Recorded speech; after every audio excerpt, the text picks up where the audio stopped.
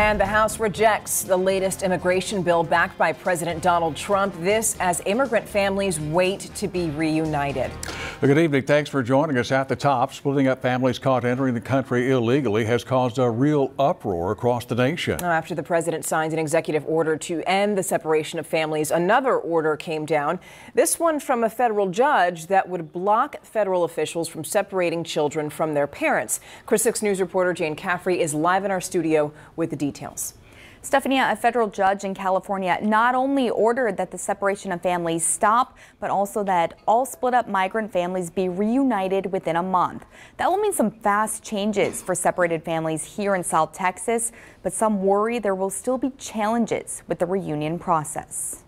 Diana Tafer hears many stories about immigrant children being pulled away from their families. She's one of the local immigration attorneys who works with migrant children in detention facilities. It's heartbreaking, children waking up to their mothers being gone. But that policy of separating families now temporarily blocked due to a federal judge's ruling in response to an American Civil Liberties Union case. The ruling prohibits the separation of immigrant children from their parents unless a parent is deemed unfit. It also requires the government to reunite all children with their parents within 30 days and within 14 days for kids under the age of 5.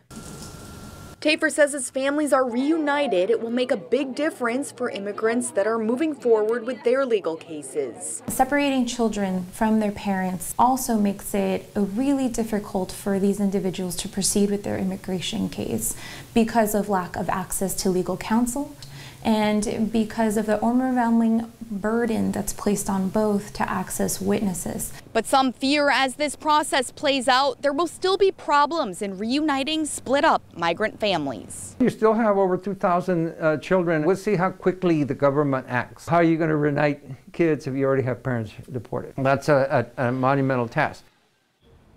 The judge's order does not mean that the government must stop prosecuting people who cross the border illegally. Stephanie? All right, thank you, Jane. And back to